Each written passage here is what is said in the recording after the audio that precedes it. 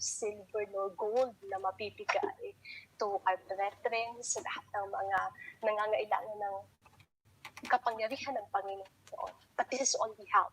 Hindi lang siya matatawag nating lahat, but this is what we have. The power of God, that in the name of Jesus of Nazareth, we will let them come to rise up. Let them come to rise up, testify, be healed. Amen. Kaya ulit-ulit nagte-testify si Sister Nell Jane on behalf of JSBC na mga kapatiran na napakarami po ng mga pinapagaling ng Panginoon. Hallelujah. So we will keep on because it is the duty nating mga anak ng Diyos, nating mga lingkod ng Panginoon.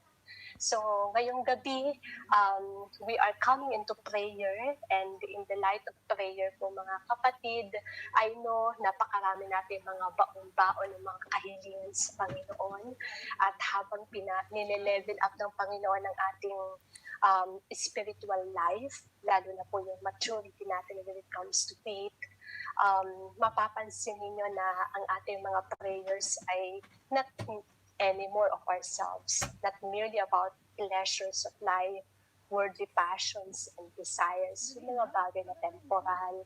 Alam na natin yung kasi malimit talaga natin naririnig sa mga turo. Amen. To the point that we don't even pray anymore about ourselves, even of our loved ones. Napakalimitado na po kasi we know the promises of God.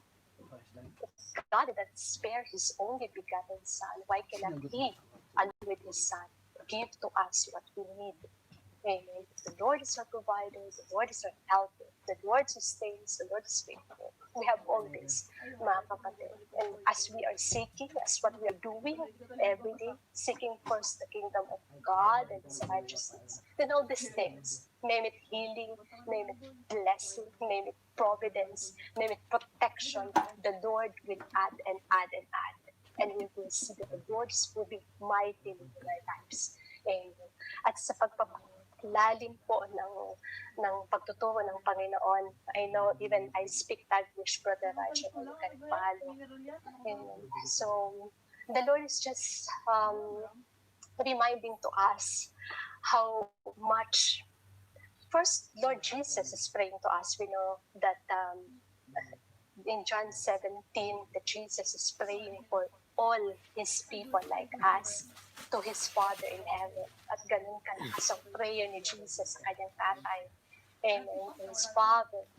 As so, Bishop Ray is praying for each and every one of us. Alam natin kung gano'ng kakapal na ng kanilang mga kalyos tuhod sa pananalangin para sa atin. As so, how Paul prayed for the churches, and one of them is the church of Colossae. And if you are to look in the book of Colossians chapter 1, let's take a look at that. Colossians chapter 1.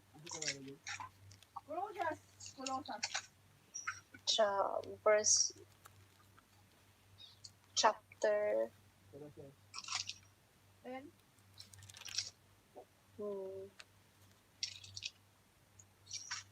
Colossians chapter 1 verses 9 to 10.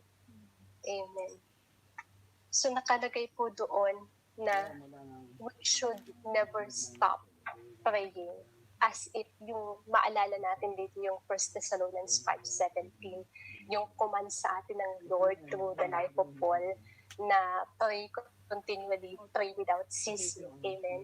Pero pagdating po sa aklat ng Colossians, we are instructed by the Lord through Paul specifically what we are to pray.